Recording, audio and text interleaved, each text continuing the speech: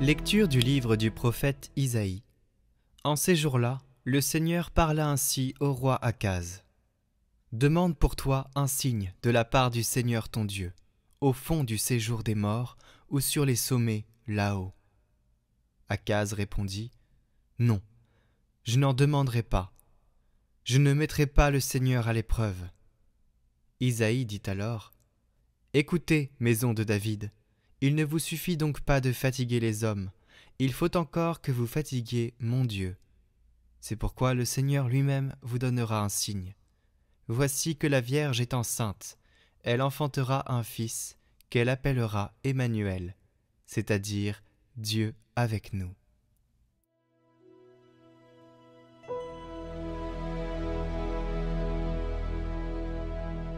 Qu'il vienne le Seigneur, c'est lui le roi de gloire. Ô Seigneur, le monde et sa richesse, la terre et tous ses habitants. C'est lui qui l'a fondée sur les mers et la garde inébranlable sur les flots. Qu'il vienne le Seigneur, c'est lui le roi de gloire. Qui peut gravir la montagne du Seigneur et se tenir dans le lieu saint? L'homme au cœur pur, aux mains innocentes, qui ne livrait pas son âme aux idoles. Qu'il vienne le Seigneur, c'est lui le roi de gloire. Il obtient du Seigneur la bénédiction et de Dieu son sauveur la justice. Voici le peuple de ceux qui le cherchent. Voici Jacob qui recherche ta face. Qu'il vienne le Seigneur, c'est lui le roi de gloire.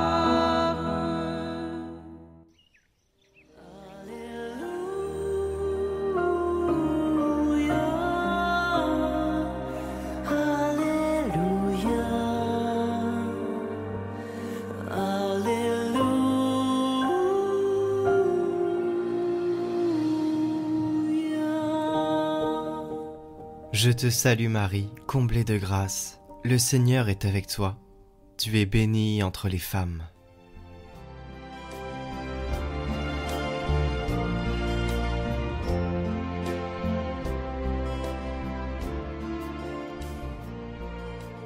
Évangile de Jésus-Christ selon saint Luc.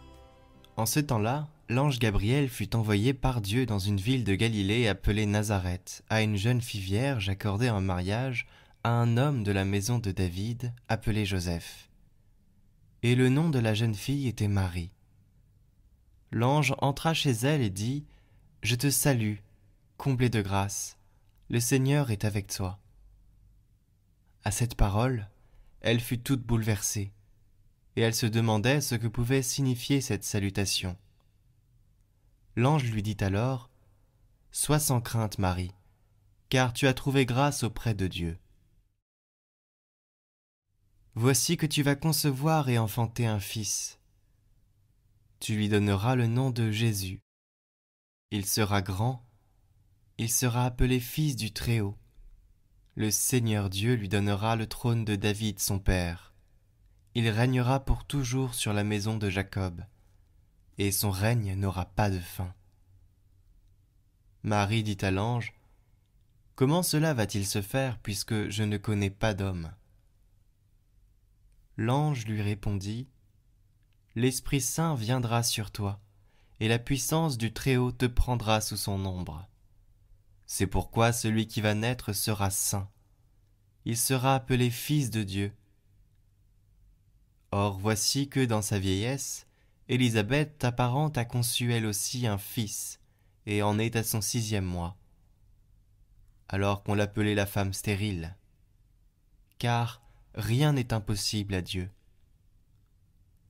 Marie dit alors, « Voici la servante du Seigneur, que tout m'advienne selon ta parole. » Alors l'ange la quitta.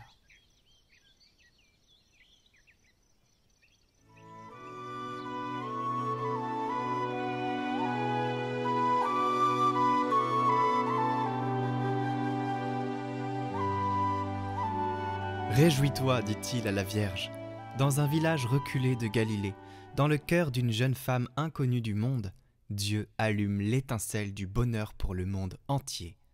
Et aujourd'hui, la même annonce est adressée à l'Église, appelée à accueillir l'Évangile pour qu'il devienne chair, vie concrète. Il dit à l'Église, à nous tous, « Réjouis-toi, petite communauté chrétienne, pauvre et humble, mais belle à mes yeux, parce que tu désires ardemment mon royaume. Tu as faim et soif de justice. Tu tisses patiemment la paix. Tu ne suis pas les puissants de service, mais tu restes fidèlement auprès des pauvres. Et ainsi tu n'as peur de rien, mais ton cœur est dans la joie. »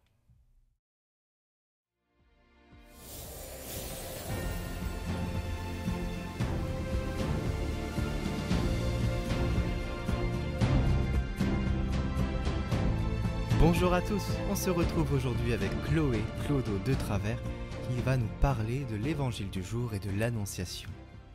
C'est Clodo. Alors je suis désolée mais aujourd'hui je ne pouvais pas passer à côté de la pépite de l'évangile. Dans l'évangile de Saint Luc, on va du verset 26 au verset 38. C'est un évangile qui est très connu puisque c'est l'évangile de l'annonciation. Vous l'avez forcément déjà entendu. Et si vous avez l'habitude de prier le chapelet, vous devez connaître une partie par cœur. J'ai cité, je vous salue, Marie, comblée de grâce, le Seigneur est avec vous. Blablabla. Cet évangile, il est super important et au-delà de l'histoire et de tout ce qu'il nous apporte et du fait qu'on le répète à chaque fois qu'on prie le chapelet, il est encore plus beau parce qu'il nous aide à dire oui avec la Vierge Marie. Ce que j'aime beaucoup quand on lit la vie des saints et quand on lit l'histoire de personnages bibliques, on se rend compte que Dieu a un appel pour chaque âme.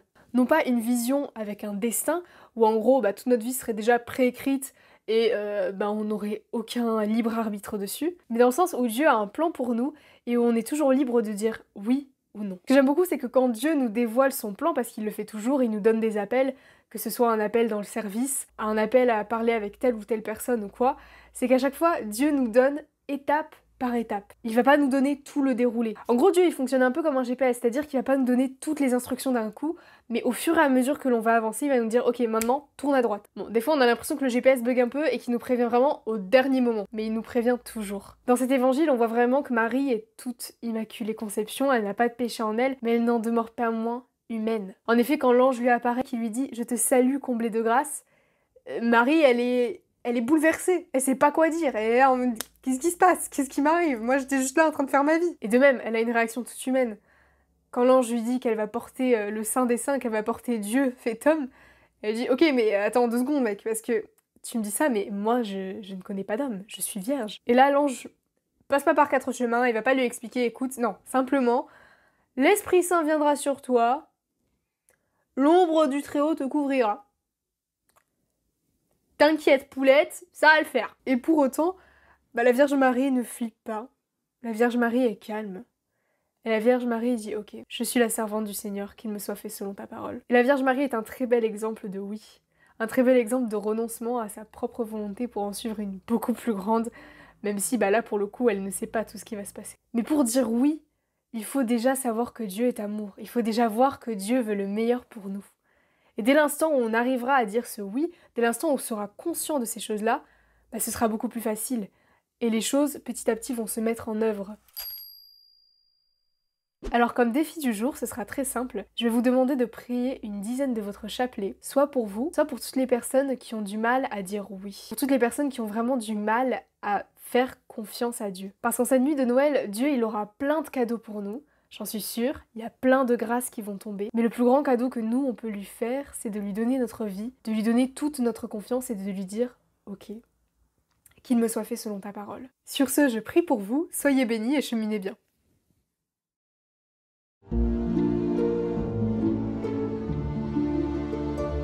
Voici que la